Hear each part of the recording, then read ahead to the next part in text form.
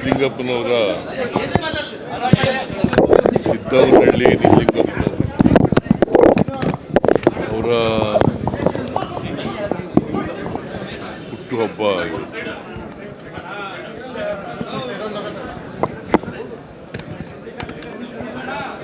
ಅವರನ್ನ ಪ್ರತಿ ವರ್ಷ ಸರ್ಕಾರ ಸ್ಮರಿಸ್ಕೊಳ್ತಕ್ಕಂಥ ಕೆಲಸವನ್ನು ಮಾಡ್ತಾ ಇದ್ದಾರೆ.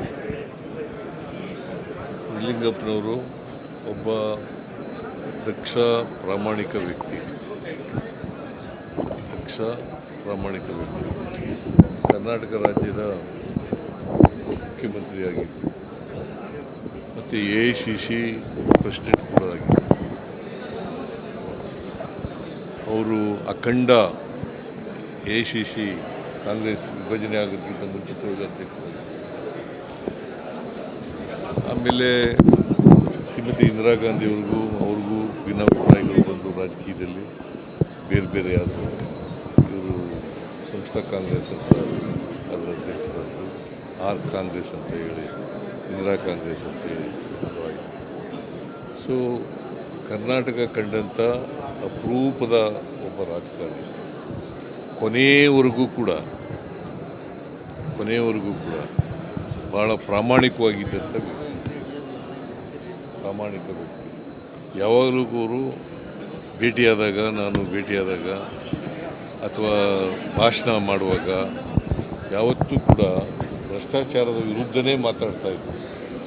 ಭ್ರಷ್ಟಾಚಾರದ ವಿರುದ್ಧವಾಗಿದ್ದಂಥ ಒಬ್ಬ ರಾಜಕಾರಣಿ ಅಂತಕ್ಕಂಥ ಮಾತುಗಳನ್ನು ಹೇಳಲಿಕ್ಕೆ ಬಯಸ್ತಾ ಇದ್ದಾರೆ. ಕರ್ನಾಟಕದಲ್ಲಿ ಏಕೀಕರಣಕ್ಕೂ ಕೂಡ ದುಡಿದಿದ್ದರು. ಸೊ ಒಬ್ಬ ಧೀಮಂತ ಪ್ರಾಮಾಣಿಕ ನಾಯಕ, ಅವರ ಜನ್ಮದಿನ ಇವತ್ತು. ಅವರ ಆದರ್ಶಗಳು ನಮಗೆಲ್ಲ ಮಾರ್ಗದರ್ಶನ ಅಂತ ಒಬ್ಬ ವ್ಯಕ್ತಿಯ ಸ್ಮರಿಸ್ಕೊಳ್ತಕ್ಕಂಥ ಕೆಲಸವನ್ನು ಮಾಡ್ತಾರೆ. ಗ್ಯಾರಂಟಿಗಳ ಪರಿಷ್ಕರಣೆಗೆ ಏನಾದರೂ ಶಾಸಕರು ಮನವಿ ಮಾಡಿದ್ರು? ಗ್ಯಾರಂಟಿ ಯೋಜನೆಗಳ ಬಗ್ಗೆ ಅದ್ರ ಚರ್ಚೆ ನಡೆಯಲಿಲ್ಲ. ಸರ್, ಧರ್ಮಸ್ಥಳದ SIT ಮಾಡಿದ್ರಿ ಸರ್. ಧರ್ಮಸ್ಥಳದ ವಿಚಾರದಲ್ಲಿ ತನಿಖೆ ಆಗಬೇಕು, ಸತ್ಯಾಸತ್ಯತೆ ಹೊರಗೆ ಬರಬೇಕು ಅಂತ SIT ಮಾಡಿದ್ರಿ.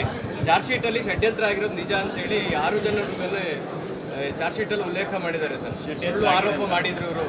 ನಾನು ಚಾರ್ಜ್ ಶೀಟ್ ನೋಡಿಲ್ಲ.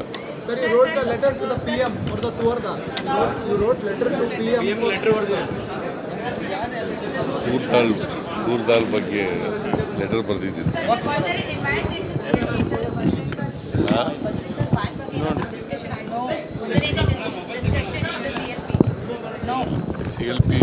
CLPನಲ್ಲಿ ಏನು ನಡೀತು ಅನ್ನೋದನ್ನೆಲ್ಲ ಚರ್ಚೆ ಮಾಡೋಕ್ಕಾಗುತ್ತೆ ಇಲ್ಲಿ? ನಿಮಗೆಲ್ಲ ಹೇಳೋಕ್ಕಾಗುತ್ತಾ?